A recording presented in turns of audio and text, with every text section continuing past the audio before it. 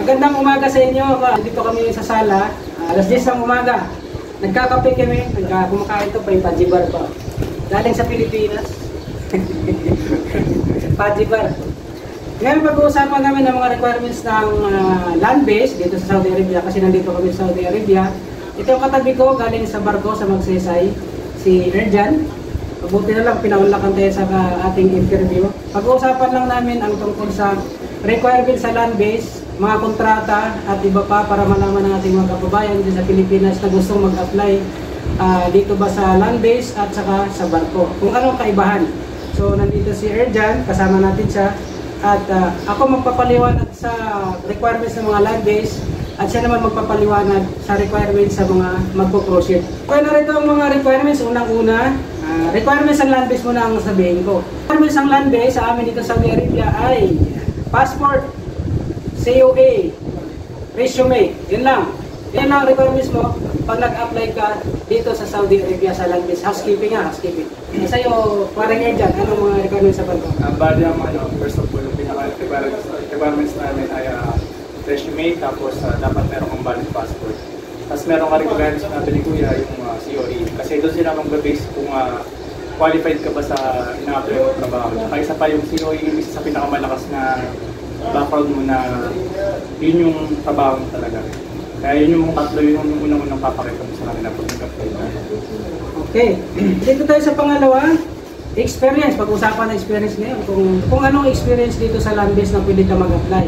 So experience namin dito sa land base, sa housekeeping ay 1 year experience to 2 years experience.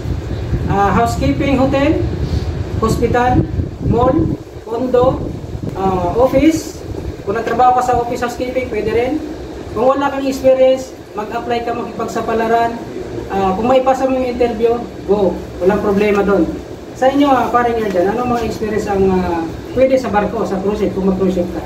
Bali sa cruise ship, ang ano po sir, pinaka-valid na requirements din kapag mag-apply. Kasi dapat relate sa posisyon na apply mo.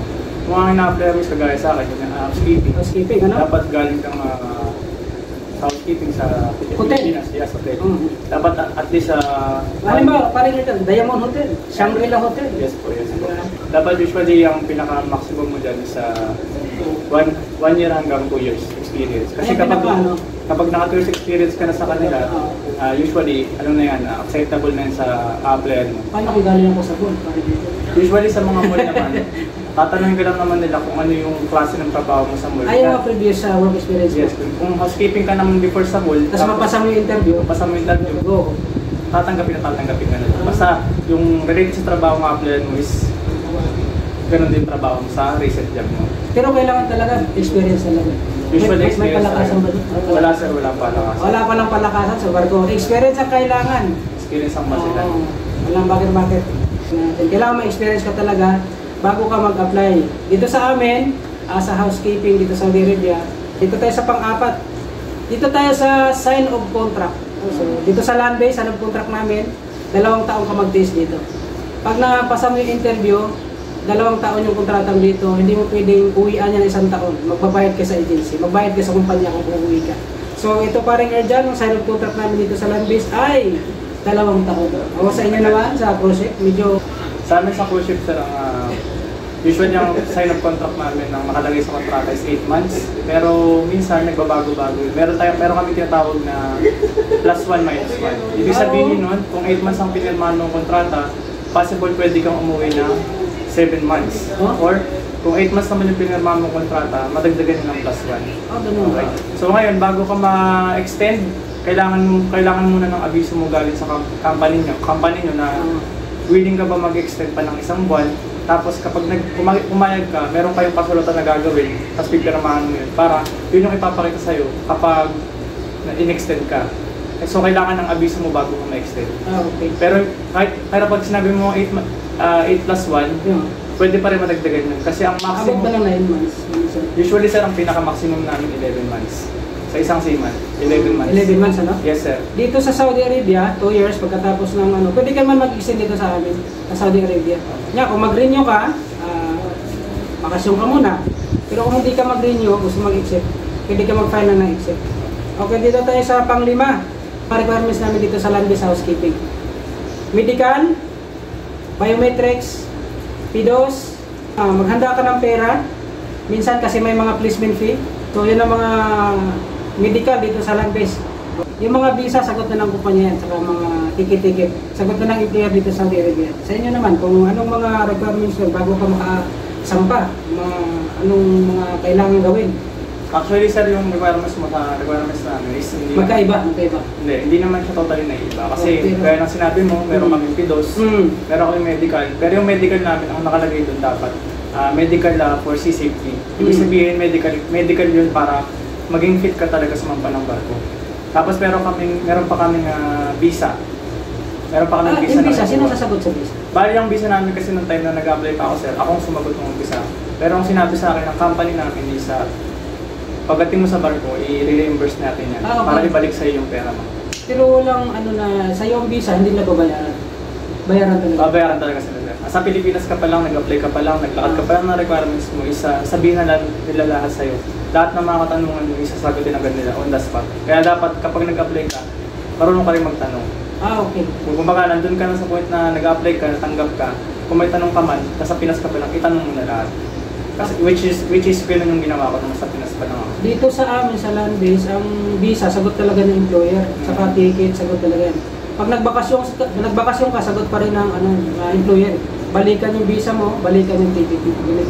Pagdating sa airport, halimbawa dito sa amin sa Saudi Arabia, magaling ka sa may Pilipinas, dumating ka na sa airport dito sa Saudi Arabia, sunduin ka lang company transport, may service na susundo sa'yo, may driver na susundo sa'yo pagdating dito sa Saudi Arabia, sa airport. So, dalhin kayo sa accommodation. Kung sa inyo naman, anong mga service na sakyan papunta dun sa barko? Anong mga ganun din siya, sundo ba? Mga sundo rin kayo? Opo, ganun din siya sir. Usually, pagdating mo pa lang sa airport, makikita mo na yung pangalan mo dun sa nasusundo sa'yo, nakasulat yung pangalan mo. Tapos, i-confirm mo lang yun. Halimbawa, yung barko na sakyan mo, ba? Posta. Opo. Okay, ano ba yun? RCCL. Opo. Yun ang, tingnan mo dyan. Nakalagay po yun sa, paglabas mo pa lang ng airport, paglapag mo pa lang sa airport, paglabas mo sa, nila, may hawak yung agent na pangalan mo, tapos kung anong ship ka. And then kapag na-confirm mo yung pangalan mo sa kanya, tatawagan niya yung... At agent pala tawag doon. Opo sir. Tatawagan niya yung pinaka parang sa barko, kung i-confirm kung ikaw ba talaga yun. And then at the same time, pag na-confirm na yung pangalan mo na ikaw talaga yun, i-added ka niya sa port. Usually pagdating mo sa port, merong times na nang maliit na parang bangka or barko ba? Parang boat, parang ganun. I-added ka sa mismong barko nyo. Kasi minsan merong port na hindi pwede yung barko dumao kasi masyadong mababaw. So, kagamit sila ng parang pangsundo, susunduin ka and then i-added ka sa barko. Okay, dito na kami sa pang-pito ha. Pakinggan nyo maigi. Para may compare nyo kung anong sweldo sa land-based housekeeping at saka ang anong sweldo sa sea-based, sa cruise ship na housekeeping. Kasi ako, land-based ako housekeeping. Siya naman naggaling sa barko, sa cruise ship. Itong babanggitin namin ngayon pang-pito ay tungkol sa sweldo para malaman nyo talaga ang buong katotohanan kung wala bang mikos-mikos. Walang daya. Ako munang mauna dito sa land-based housekeeping. Ngayon, ang basic salary ko ay 1,500. Talagang doon na sa Pilipinas galing yan, ang 1,500. Plus, may plus pa yan, 300 food allowance. Ang 300 food allowance ay galing yan sa kumpanya dito sa Saudi Arabia, sila magbibigay yan. Ang basic lang naman, yung required sa atin sa Pilipinas, yung 1,500. Kaya naging plus yan, plus 300. Pinagsali na yung food allowance dito, 1,500 din. Kaya sa loob ng 8 oras mong pagtrabaho dito sa Saudi Arabia, makatanggap ka ng 1,800 sa loob ng 8 oras sa buong buwan yon. Pero kung may overtime pa, halimbawa 12 hours ang duty mo, tataas pa yung sweldo mo ng 2,000 or 2,300 or 2,500. Pag naka-overtime ka sa loob ng 12 hours, tapos isang buwan yon. Yun ang matatanggap mo na sweldo dito sa housekeeping sa Saudi Arabia. Yan ang dito sa kumpanya lang namin. Hindi ko alam sa ibang kumpanya kung mas may malaki pa bang offer sa ganyan or maliit na offer. Kasi hindi naman pare-pareho ang swelduhan dito namin sa Saudi Arabia. May malaki, may maliit, may mababa, ganun ang mga dito. Hindi pare-pareho ang swelduhan dito sa mga housekeeping. Sa inyo, ano namang kalakalan doon sa mga... Bali sa amin sir, nung nasa Pilipinas pa lang po ako, pinirmahan ko talaga is $494 US. Sa agency ko po ito before Tapos pagdating po sa barko, after few days po, nagbago siya ng naging $500 US. Pero after po nun, nung pumirma kami, on the spot po nagpalit agad yung sahod namin. Hindi siya yung totally mag-aantay ka pa ng ilang buwan. Ora mismo magpapalit mismo yung sahod mo. So bali ang mangyayari nun kung sumampa ka ng uno, tapos naka 9 days ka, pumirma ka ng panibagong contract para sa increase ng sahod. Pagdating ng sahuran, idadagdag mismo yung sahod mo dun sa sa previous na sahod mo. Pagpaplasin lang yun, parang ganun yung mangyayari sa akin. Okay. On the spot. So wala kayong mga food allowance doon? Wala sir, wala sir. Hindi sa amin, dating ka may food allowance ka. Pero kaya pala walang food allowance doon kasi libre naman yung pagkain din. Wala sir. Wala ka pong kahit so, gigising ka na lang, kakain ka na lang. Wala kang kahit anong gagastos kasi pagising mo, naka-ready na yung pagkain sa saleta. Maghugas ang plato. Wala sir. So dito naman tayo sa accommodation, sa amin, sa housekeeping. Ang accommodation namin, libre, ilaw libre, tubig libre, gasol libre, at washing machine libre yan. Sagot ng kumpanya yan lahat. Dito sa housekeeping land-based, sa inyo naman, anong mga libre doon na pwedeng malaman ng ating mga kababayan? Bali sa housekeeping sir sa barko, ang libre sa amin, halos lahat. Oh? Halos lahat. Tubig, kuryente, Yes lahat? po. Kasi pagdating mo pa lang ng barko, nasa listahan na yung pangalan mo, tapos kukunin mo yung parang pinaka-ID mo, and then pag bigyan nila sa'yo sa barko, hahanap mo na rin yung kwarto mo. Pag nahanap mo na yung kwarto mo, lalagay mo na yung mga gamit mo doon, i-check mo lahat, meron kaming aparador, meron kaming kama, double deck, meron kaming TV, meron kaming CR. Tapos sa kwarto namin, dalawa lang kami tao sa kwarto. Hindi kaya dito sa atin na Hindi po. Dito sa anim, lima, walo. dito sa Kaya doon sa barko po, kahit sabihin mong pagod ka, pagdating sa kwarto mo, talagang makakakuha ka ng privacy. Kasi usually sa amin po, iba yung oras ng isa, tapos yung isa-isa, magkaiba rin. So, kung ako ay pang umaga, pagdating ng gabi, matutulog na ako, yung isa naman kasama ko, yung duty ng gabi. Salitang friend. So, masolo ko yung kwarto sa gabi at makakatulog ng maayos. Pero sa lawak ng area, medyo maliit talaga yung sa cruise ship na. Yes po. Medyo maliit lang talaga po yung kwarto namin sa barko. Hindi dito na... Medyo malawak. Sa hektarya. Sa hektarya yung dito, pagka dito kayo sa Saudi. Okay. Sa kwarto, aircon, dito sa amin, sa housekeeping. At saka 5 hanggang 6 na tao yung nasa loob ng kwarto. Pero aircon yun siya, walang electric fan dito. Hindi usong electric fan. Nabanggit ni Erjan na sa barko daw, 2 lang sa loob ng kwarto.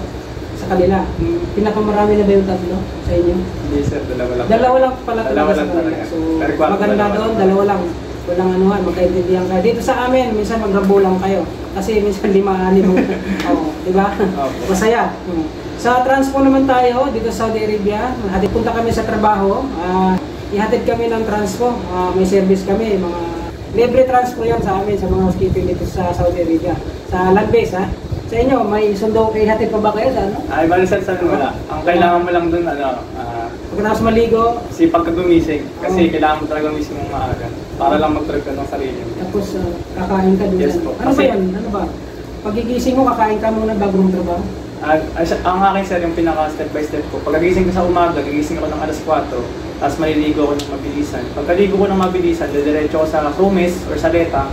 Tapos pagdating sa Saleta, kung certain ka na walang pila, maaga ka makakuha. Pero kung malasik ka, talagang medyo mahaba yung pila. Hindi mo na maabutan yung dugo doon. Usually sir, yung mga ganyang klase ng ulam, kahit hindi Pilipino pinipilaan. Kasi masarap talaga ang luto ng Pilipino. Kaya yun, pagdating sa barko, kailangan medyo mabilis kang kumilos para hindi ka maubusan ng oras. Kasi sa amin, sa barko, ang motto namin lagi, time is gold. Time is gold lagi. Sa kanila walang nagluluto, dito ka sa Saudi mapunta, magluto ka ng sarili mong ulam. Kahit pagod ka sa trabaho, magluto ka. Kahit puyat ka, magluto ka. Kasi walang tagaluto dito, ikaw magluto mismo. Magbaon ka sa trabaho mo. Para ka palang dito ng estudyante. Para ka estudyante dito, nagising ka maaga, makipagsiksikan ka pa minsan. Pila-pila dito. Dito tayo sa duty ng housekeeping sa land base. Kung ilang oras ang duty dito. Ang duty namin dito sa land base ay 12 hours. Yun nga, overtime na yun, kadalasan. Overtime na yun, 12 hours na yun. Tapos may break time kami na 30 minutes at saka 1 hour. Yan, ang break time dito.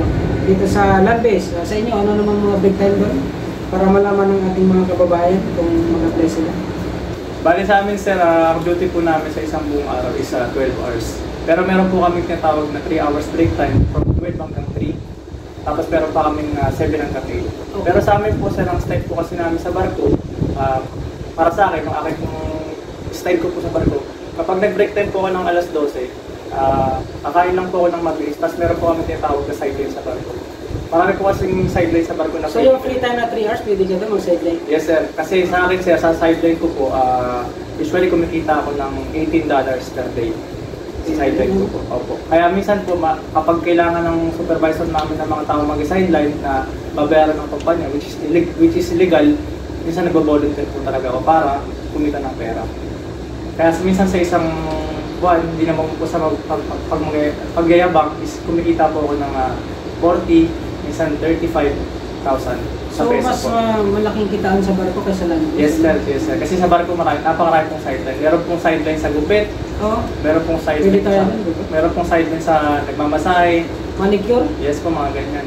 Tapos meron din pong sideline sa yung sa luggage service, mga ganyan po. Pero bayad din lahat, hindi bigay yun. Ang bayad lang po talaga dun, sir, is yung paglalagay service. Yun lang po talaga yung binabayaran ng kumpanya. Pero yung paggugupit po, yung pagiging barbero sa Sa'yo yun, sa'yo. Personal mo na yun. personal po na ginagawa ng So kung marunong kayo magupit o mag-apply kayo sa Yes, barko, po. dalhin yung mga gamit nyo. Sa mga marunong pong maggupit dyan, pagpatuloy nyo lang po, pag sumako po kayo ng barko, Pera.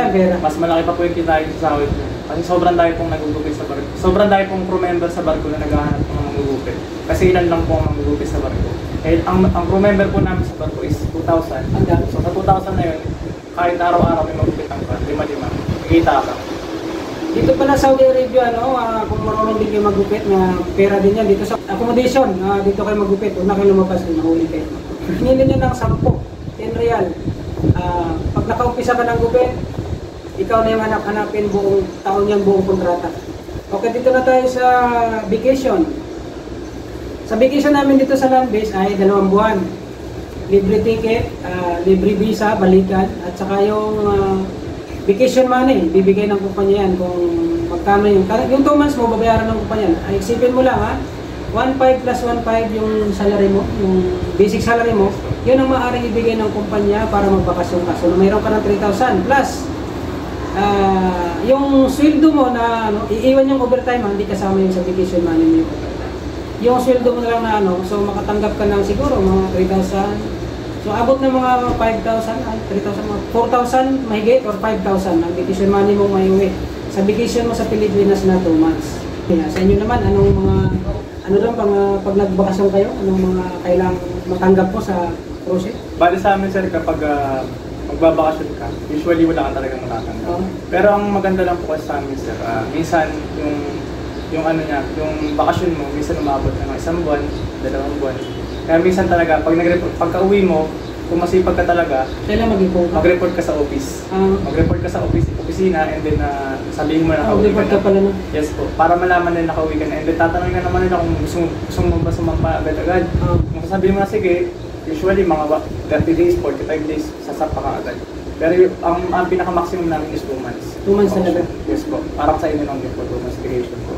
Paano pag may nakaano pa? Hintayin mo pa ba yung bumaba sa barko para kayo sasampa na ulit? Parang palitan na. Usually, sir, kasi sa akin, pag umuwi ako, bago kayo umuwi, may sampa na kayo natin. minsan po ganito po yung nangyayari sa mga seaman. Kapag uuwi ka pa lang po, makikita mo sa website na, hindi ko alam kung pwede banggitin. Sa website na... Sa website na lang? Makikita mo sa website nyo na nandun po yung schedule ng sampa nyo. Tapos minsan naman, kapag pauwi ka na or ngayon uuwi ka na, nawawala po yun. Kaya best na payo ko po sa mga seaman, na dami ko ng seaman nyo. Kapag umuwi po kayo ng Pilipinas, report po kayo agad sa opisina para malaman po nila na sa Pilipinas na kayo. At may reschedule nila kayo sa susunod na sasampa. Opo, ganun po. So dito tayo sa panghuli, kaya lang may banggitin pa tayo na tungkol sa may naisip ako na. Dito sa land base kasi, mga kababayan, mga sa land base kasi, wala kaming isis dito. Ako sa sarili ko naghulog ako ng isis ko, personal. Mga tawag doon, private benefits. Naghulog ako ng sarili ko kasi dito sa Saudi Arabia, walang ISIS dito, hindi uso ISIS dito. Kailangan maghulog ka ng sarili mo. Sa sariling pera mo yun. Doon naman sa kanila, tanongin natin si Erjan, may mga may ISIS ba doon, pag-ibig, loan, gano'n? Bali, sir, sa amin, sir, ang style ko sa amin. Kapag sumahod ka, makikita mo sa, kagaya mo yun, sa website nyo, makikita mo yung payslip nyo. Tapos lahat ng deduction sa'yo sa benefits mo is makikita mo doon. Naka-file yun lahat. Ikaw na lang mag-check. Kaya hindi ka mahihirapan na mangamba na every month may hulog ba yung SS pag-ibig period mo. Kasi every month pa sa masahod ka, automatic, ikakaltas nila yung mga sa benefits mo. So, yung sampa mo na mula umpisa is kuhan talaga yan, kaltasan ka talaga? Yes sir, kompleto po yan sir hanggang matapos. So, ikakaltas dun sa sweldo mo yun? Opo. Kasi ang payo ko naman po sa mga nagbabakasyon, yung mga babakasyon po, pag uwi nyo po, mag-voluntary po kayong hulugan yung dalawang bakasyon nyo po. So, hindi na pala hulugan mo yun? Pag bakasyon ka? Yes po. Akala ko tuloy-tuloy? Hindi po. Pag nandun ka lang sa barko? Yes po. Pag nasa barko ka, tuloy-tuloy po yung uhulog ng benefits mo. Pero pag uwi nyo po, kayo po yung mag-volunteer. So, dalawang ba yung abunuan mo? Opo. Kung dalawang po yung bakasyon nyo, dalawang ba din po kayo maghulog sa benefits nyo. Para hindi po maputol. Pag sampa nyo naman po ulit, is matutuloy naman po ulit yan. Uhulugan po ulit na yan. Okay. Ito na doon sa panghuli, no? Pag halimbawa ako yung dito ako sa land-based housekeeping. Halimbawa, ayaw mo na mag-renew sa kontrata na kailang taon ka na. Exit ka na. Ang ibig sabihin ng exit, uuwi ka na sa Pilipinas, mag-for good ka na, hindi ka na babalik. So kung ang ano dito, yung benefits mo, kung magkano makukuha mo kung ng kumpanya yan, may makukuha ka na benefits. Kumbaga sa Pilipinas, yung ba yung separation fee? Separation fee. Ito sa Saudi naman, benefits ang kung mo natawag. Makukuha mo yung benefits mo kung ilang taon ka nagtatrabaho dito sa Saudi Arabia na housekeeping. Yun lang. Matagal ka, siyempre, malaki benefits. Kung mga 2 years ka lang, siguro, mababa lang din yan. Kung abot ka ng 10 years, siguro, malaki-laki pag 10 years ang naservisyo mo dito sa pag-exit mo, malaki makuha mo. Sa inyo naman, anong, pag ayaw mo na magbarko, ano bang mga... Bali sa amin, sir, pag nag-exit ka sa barko, ang pinaka-importante dun po is mag-report ka sa opisina. Tapos pag nag-report ka sa opisina, kailangan kasi nila na kumaga formality kapag magre-resign. Hindi yung maalis ka na ng pinirelieve sa ibang kumpanya. Kasi ang importante po doon kapag gusto mong bumalik, pwede kang bumalik kasi maayos yung papeles mo na nag-resign ka. Tapos doon naman po sinasabi mo na separation pay. Sa amin naman po usually sa akin, pag nag-resign ka within sa isang kontrata mo, makukuha mo isa nasa 30,000 to 40,000. Sa kontrata lang? Yes po. Yes po. Yung sa amin, sir, yun yung makukuha. So, isang kontrata lang? Opo, sir. Depende po sa iba yun. Hindi ko po alam sa iba, pero yung sa amin po ganun ang makukuha. So, pag naka 5 years ka pala, medyo malaki-laki? Medyo malaki talaga, sir, sa mga siman. Kaya iba po talaga yung difference. Halimbawa, sa kontrata ka lang sa may banggitin din yung mga kumpanya na mag-say-side. Tapos, okay, ibang sa C-Sharp ba yan? Opo. Sa kontrata ka lang doon, tapos nag-resign ka, bibigyan ka nila ng benefits? Yes po, bibigay po nila sa iyo, sir, kapag once na nag-resign ka. Kasi ano yun, sir, privilege mo yun. Bibigyan nila sa iyo na pag-uwi mo ng Pilipinas. Pero minsan, sa barko ka pa lang, binibigyan nila yan. Kapag alam na lang pa-exit ka. Papasok po yan sa ATM mo na in-issue nila sa iyo. Doon nila ipapasok sa iyo. So, ikaw na lang mag-withdraw doon. Ganun po. So, yan ang mga napag-usapan natin ngayon. Anong kaibahan sa housekeeping sa land-based at saka housekeeping sa cruise ship. Ayan, sa barko. Kasi si parang Erjan galing sa cruise ship, nag-land-based siya ngayon. Kung kayo, kung gusto nyo rin mag-land-based, magka-experience kayo dito ng medyo may kahirap-hirapan sa hirap-hirapan sa magsakripisyo ka ng 2 taon, pwede kayo mag-land-based. Bago kayo bumalik sa barko. Siya, tinikman lang niya ang land-based, kung gaano talaga, experience lang niya. Tapos, siguro mga ilang years, balik ulit sa Ako, dito na talaga ako sa land-based since 2014. Hanggang ngayon, mag-10 taon na. Nagbabalak na mag-exit. So, yun ang napag-usapan namin yan. Sana naintindihan nyo. At nakakuha kayo ng point. Nakakuha kayo sa kanya at saka sa akin. Kaya pinag lang namin kung anong kaibahan sa barko at saka sa Okay, ang nasunod ng mga video mga Cubs. Parang Erjan, salamat sa iyong pinangunlakan mo ko. Sunod na mga video, abangan yung mga video namin kung magkakasama pa kami dito. Abangan yung video ko, mga channel. Mag-subscribe kayo at saka huwag niyo kalimutan mag-like. Ito si Erjan, subscribe tayo sa Ako si Kabos na Vlogger, maraming salamat sa iyong panonood at suporta.